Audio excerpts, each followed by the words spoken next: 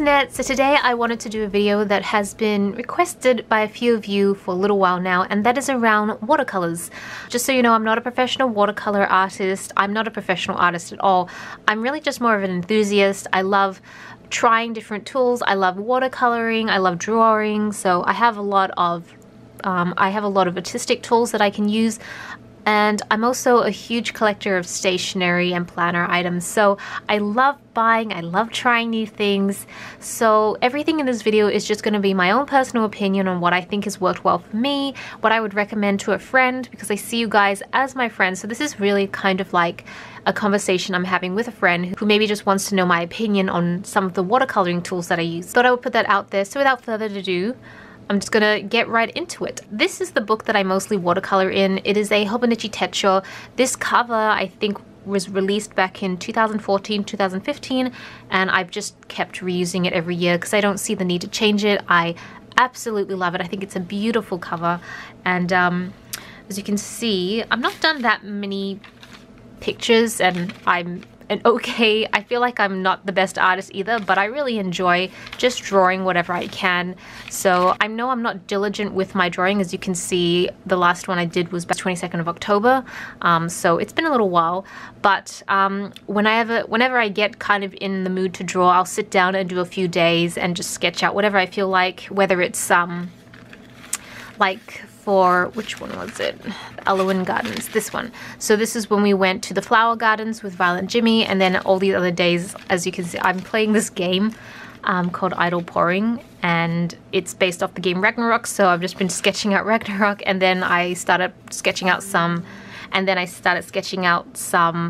Candy Crush icons, whoops. So it's just really whatever I feel like sketching at the time. So in terms of actual watercoloring, the Hobonichi Techo paper is definitely what I would assume not ideal for watercoloring because it is very thin. It doesn't bleed through, like you can see what's happening on each side of the paper, like you can kind of see the little jar there and everything like that, but the ink itself doesn't go right through. It is very thin, it crinkles the paper. So for example, you can see my papers, this half of the planner is quite wrinkly and quite thick. So for those reasons, from what I've heard, a lot of watercolor, like proper watercolor artists don't enjoy using the Hobonichi Techo. I actually kind of like it. I don't know why. I kind of like the whole crinkle paper. I love that it's really thin. The thing is, I love that the paints and inks I use don't bleed through the paper. You can see it because the paper is so thin, but it doesn't actually bleed through. So I can use a lot of water and I don't get seepage to the other side. So I like it for that reason, and I just love Hobonichi as a brand. So I like using it, but a lot of watercolor artists prefer using proper watercolor paper, which tends to be a little textured, very thick, and what it does is it doesn't absorb the water. It kind of lets it float at the top so that you can have time to move the paint around. So just keep that in mind depending on what you want to do with watercoloring. In terms of tools, I have a couple paint brushes that I use. This is probably my primary paintbrush. It is a Pentel water brush, and essentially what it is that you store water in the pen itself, and then when you watercolor, the water just comes through, so you can actually just dip this into paint and go straight into painting. And then if you just want to brush, if you want to change color, you just wipe this on some tissue paper till the color has left the bristles, and then you just go in for the next color. So brushes like this are so convenient. Like prior to this, you would have to use a traditional brush with a little pot of water, and you would have to just keep dipping in and out the whole time, which makes it really hard to watercolor on the go. With a pen like this, I can literally watercolor when I'm on the train, when I'm in a car, on a plane, like anywhere, because I don't need to have that little pot of water. So I highly recommend getting a brush like this. Pentel's the brand that I use, but there are quite a few brands out there already. I bought them in a set, but I actually used two. So this one is the thicker one. As you can see, it's very heavily used because it's all tinted up. And then I have this other one, also a Pentel brush. It's much finer, so I use this for like much more finer details. So I tend to use these two, but for me, if I'm traveling, I would just take this with me.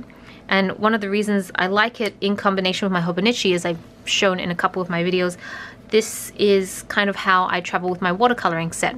And that's all I need. And I'll explain to you why that's all I need. So in terms of tools, these are the two brushes that I use mostly. However, I have a couple other brushes here that I keep at home just to make my life a little bit easier if I do want to paint. And you guys are gonna laugh because this is actually a makeup brush. This is supposed to be an eyeliner brush from a Sigma kit I bought many years ago, but I felt like it was too thick for eyeliner and I just never used it. And quite honestly, when I got into watercoloring, I already had so many makeup brushes, and a lot of my makeup brushes aren't used because I don't really like the quality of them, but I'm not good at throwing things away, so I kept them. And now what I've started doing is pulling out old makeup brushes and using them as painting brushes instead. So I don't know, I find that really funny, but I also find it really cost effective because I don't have to go out and buy watercolor brushes. These two brushes are actual paint brushes that I purchased. I did not actually buy this for watercoloring. I bought it when I was doing cosplay a while back, like many years ago, and I've just kept them.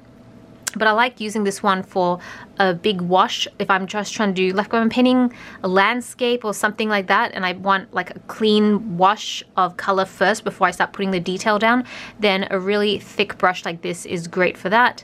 And then this one is just a really thin, good for detail sort of brush. I don't use this that much, but I didn't purposely buy these watercoloring. I already had them, so that's why I'm using them. Now we get on to the paint. And there is a lot of paint that I use, and I'm going to talk about all the paints that I use because I have pros and cons for each one, and then the ones that I find that are my favorites. So the one that I travel with the most, there's actually two sets that I travel with the most.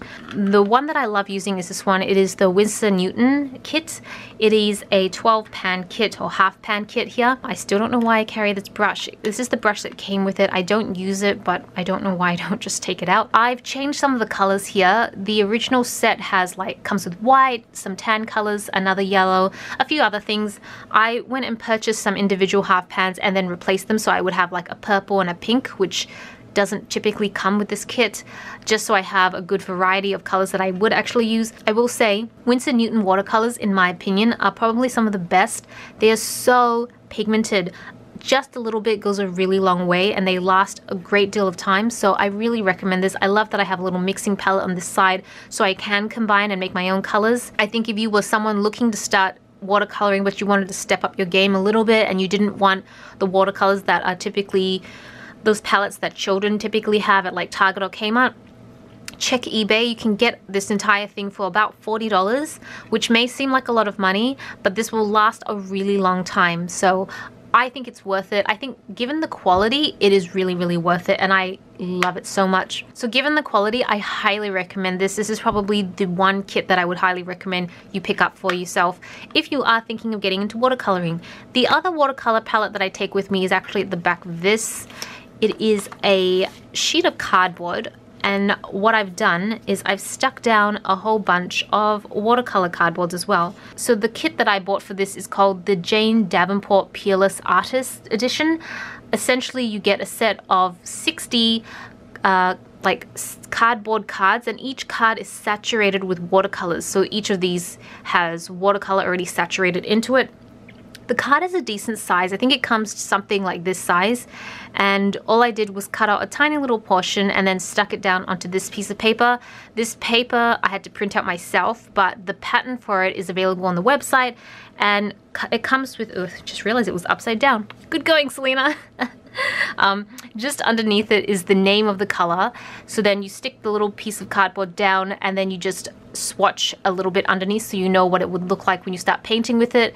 And this is essentially a watercolor palette, and it comes with a huge variety of colors. So I love traveling with this. This is perfect for on the go. As you can see, it is so thin. You can shape it any way you want, so I've cut it out to be exactly perfect for the Hobonichi Techo. I bought these cards probably 2 years ago, and I still have plenty of leftover from the originals. Granted, I don't use this as extensively as I do the Winston Newton, because the only downside is that I don't find there to be a ton of pigment in each of these cards. Like this section here, once you use it up to this point and I felt like I've maybe used this 4 or 5 times, it doesn't give off the same level of pigmentation anymore. So I feel like if you're doing very big and dramatic and large amounts of art, then you might burn through this pretty quickly. However, if you are just doing a bit of detail work, drawing characters, things like that, this is perfect for it. So definitely pros and cons. Obviously, because it is so compact and small, you're not going to get a ton of pigmentation out of it. So that's why I travel with these two. I use this majority of the time. And if there's a color that I need or I've left this at home, then I will just use this instead. It does take a little bit of time to set up. I think it probably took me 1 or 2 hours to set up. But once you have it, it's good to go. And then when I run out of pigment on each card, I'll just cut out another little square from the cards that I have and stick it on. All these products I'll link down below so you can check it out. But I think this is so perfect for any of you guys who love to travel and watercolor at the same time. It's perfect. And I like to just keep this little card here just so the colors don't transfer onto each other. Not that I think they would, but I like to just play it safe. So yeah, that's how I store my watercolors here, and then I use this to close it up, and that's what I meant by saying that I could just take this book as it was, and that's all I need for my watercoloring adventures. Okay, so those are the key watercolors I use. I'm going to talk about a couple other brands that I'm currently using and just give you my thoughts on this, but I just wanted to be upfront that these are probably my favorite. If you were to ask me, Celina, what do you recommend? I recommend all of these. Like this set, I recommend this. Okay, so for the most part, I do enjoy mostly just watercoloring with pans. I know that you can get tubes of the more liquid paint.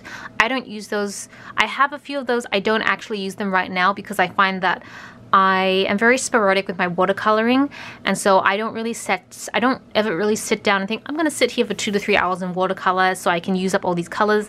I just watercolor for a few minutes and then I go off and do something else, and I might come back and just doodle for a little while, and I'm just very back and forth. So the wet watercolors don't work for me. The other ones that I've seen that I'm not going to feature in today's video because I don't think I've used them enough to really give you a good opinion are the pencil watercolors. You've got coloring pencils that you can color with first, and then you add a little bit of water with a brush and it gives you that beautiful subtle watercolor effect. I've used them not extensively enough. I can see a benefit to them, but I don't really need them. Like I don't find them very useful for my situation at this point in time, so that's why I don't use them. And the last one are actual markers that you, same concept, color it in, add some water, and it gives the beautiful watercolor effect. Again, I don't use those because I don't really have a need for them yet. I would like to. I have quite a few sets that I've picked up, but I just haven't gotten around to using them. So just wanted to put that disclaimer out there that I know that they exist and I will definitely try them and maybe do a part 2 video for those if you guys are interested. The watercolors I generally use are going to be in these palettes, and they're like hard watercolor bricks that I just use with a wet brush. So this brand is called, and I'm going to say this wrong, Tobias always corrects me, it's a German brand called Schminke, and I think it actually means makeup in German. I'm not sure. Tobias is at work, so he can't correct me. So I picked this palette up when I was in Germany. I think I was in Munster at the time because Tobias has a little bit of family in Munster. And we went to a craft shop, and I'd heard of this online, but I'd never seen it available anywhere in Melbourne. So when I was in Germany, I definitely wanted to pick it up. It is very similar to the Winston Newton.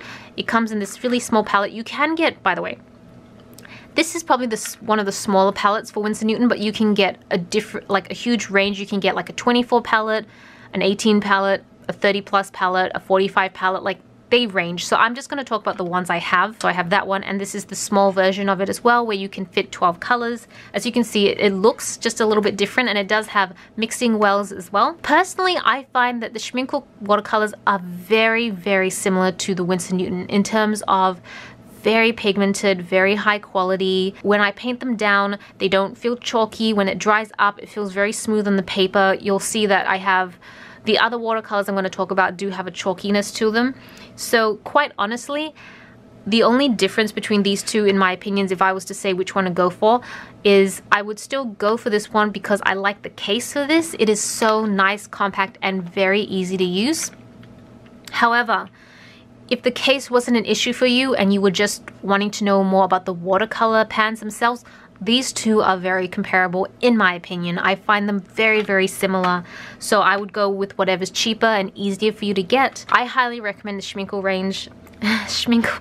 I feel like I'm saying it wrong, but I highly recommend this range.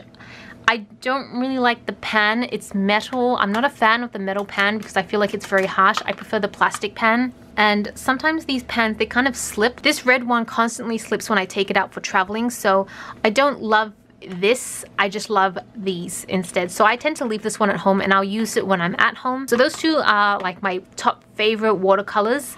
I'm gonna go into a few others that maybe I'm not loving just as much.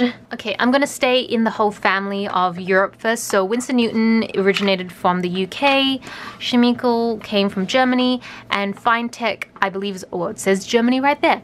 So this is the kit that I've currently been using from FinTech. I know that you can get a transparent colors. I wanted the opaque colors.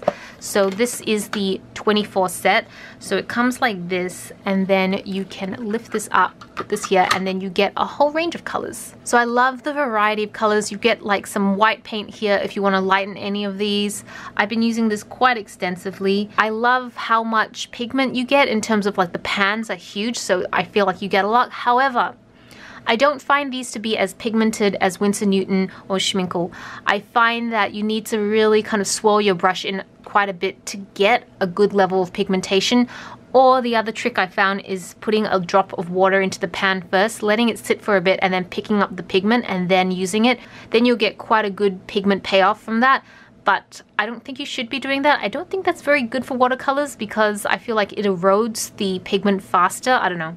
I'm just making things up right now, so I don't know for sure. The other thing that I don't like about these is that the residue, it has a bit of a chalky feel to it. So what I mean is, and it's going to be so hard to explain this because this is all going to be touch, but for example, this one, I used these to paint this, and when you feel it, it does feel like that chalky feel to it. It just, I don't know, the finish just feels a bit chalky.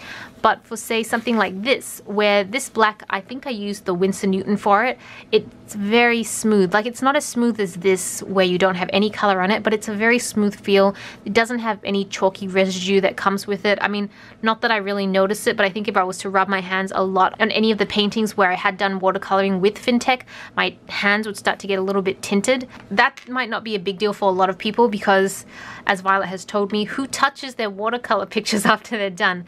This girl does, because I am not professional, so I will break the rules and do whatever I like. And so I do tend to touch my paper afterwards because I feel like it, and I notice that these do leave a very chalky residue on them. So not a big fan of that, and I'm not a big fan of the fact that they are not super pigmented. So unfortunately, I did buy this and the transparent version. I haven't used the transparent one yet because I wanted something with a lot of pigmentation, and this was supposed to be it, and unfortunately it did not meet my expectations in that arena. However, they are still good watercolors. I still can use them, and I intend to use them till I finish, but I would not replace this palette if I ever did end up finishing it. I would just replace my Winston Newton and my Schminke instead. So yeah, that's just worth noting. Still, I love the amount of colors you get, and the price is really good. So for example, on eBay, this whole kit can be around $40, $45, it depends where you're going, and you get 12 colors. Here you get 24 colors, and I got this off Jet Pens, and I paid $37 for it. So this is a lot cheaper, and you get like double the colors. So for that, I feel like it could justify it a little bit more because it is cheaper and you do get so much more. However, as you can see, it is not the most travel friendly kit. It is thicker, it is longer, it's substantially heavier. You do get a lot more paint from what I can see, but the quality for this is not the same as this one. Okay, so I've got two more brands to talk about. I'm going to talk about this one first. So this one is from the brand Kuretake. They're the same brand that do these calligraphy markers that I really, really love. These are amazing. They're so good. These are the watercolors that they've released. It comes in a range of different sizes. I think the biggest one is like 36 colors, and then the smallest I've seen is maybe 4 or 6, and it obviously ranges in prices. This one I have here is 18 color set. I also have the 24 color set, and I kind of wanted to buy the 36 color set, but now that I've said that out aloud, and when you hear my review, you're gonna think that's not worth it, Celina. What's wrong with you? I don't know what's wrong with me. I like collecting stuff. I'm like a bird. This 18 color set comes with all these different colors here, and I've just put them down on the back so I can see what they look like when I actually am painting with them. You do get a lot of pigment, and each of these individually do pop out. I'm gonna see if I can pull one out. Yep.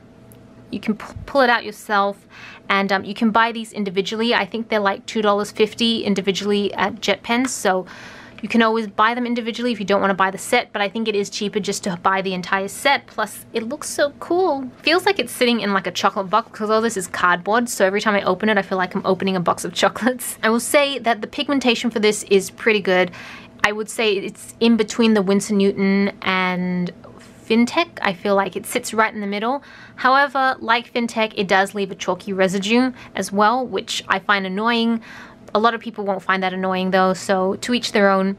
This set, I paid $22 US for this one. If you get the 24 set, it's $28.50. So these ones are a lot more cost effective than even FinTech. So I can see why a lot of people would love using these sort of watercolors because they are a lot more affordable. I actually do recommend these. I am still considering getting the 36 just so I can get more colors, and then I can store palettes in different places. Like I can put one in my office and leave one in the study. I know it sounds crazy because I watercolor so much and I could justify it, but it's sarcasm, by the way. I love this. This is a Japanese brand, obviously, and so I just really like this one. Still not as great as the Winston Newton Schminke, but I think for the price, this is actually really good. And the last one I want to talk about is this one right here. It is from Akashiya, and it is also a Japanese brand. It is quite a bit bigger. This contains 24. This one is $43, so still in the same-ish ballpark as the price of this online, except you get 24 colors, but it is more expensive than the Kuretake and the FinTech. So very similarly packaged, just like a chocolate box. You come up and the pans are actually squared. The names aren't listed here, which is a little bit annoying, but if you do paint them on the back here, you can see them. And each of these pans are definitely removable. They also do have the names on the side if you can read Japanese. Obviously all of this is in Japanese. Honestly, very, very similar to the Kuretake range. It is pretty pigmented, not as pigmented as Winston Newton, pretty pigmented. There's a slight chalkiness to it, but not as chalky as the FinTech range. I feel like FinTech leaves quite a bit of chalkiness. For comparison though, if you were to go into, say, Target or Kmart or something and you buy a kid's watercolor set, those tend to be really, really chalky. I think they just have a lot of other ingredients in them. FinTech is kind of like that, but not as chalky. So I still feel like all the watercolors I've shown today are still of good quality grade for adults. I'm just trying to give a comparison because I know that it's so hard to describe level of chalkiness through the camera because it's all of a feel sort of thing. But I would say that this is still very similar to Kuretake, but maybe just a little bit better. I find the quality a little bit finer. I find it just a little bit more pigmented. I find it to be a little less chalky. So if you want to pick out of the two, I think this one is a great buy. However, Kuretake does come with more colors. You can go up to 36. The kit that is 36 colors is about $40, whereas this was $43, so I find Kuretake better value for money. So to me, watercolors is really, you get what you pay for. If you're willing to pay more, then you're gonna get better quality, but if your budget's not as big, then the quality is gonna drop a little bit. Honestly though, for a hobbyist, I don't know whether these things really matter because I find them to be quite minor at the end of the day. I think I would purchase most of these except for FinTech. I'm just not really a fan of the FinTech range, but I have so many of them now, so I have to use them. So those are all the watercolor brands that I've personally tried. I've tried a few others. I have Sakura and a few other brands, but I don't feel comfortable really giving solid feedback on them yet because I haven't used them as extensively as I've used these ones. But I definitely want to try more. You know me, I love trying new things all the time, so I'm definitely on the hunt. And I guess if you guys enjoyed this video, then I'm more than happy to do a part 2 where I'll feature more brands and different types of watercoloring. Hope you found it useful. If you like this video, give it a thumbs up. If you don't want to miss any future videos, then be sure to subscribe. This is Celina reporting from my room. Back to you, internet.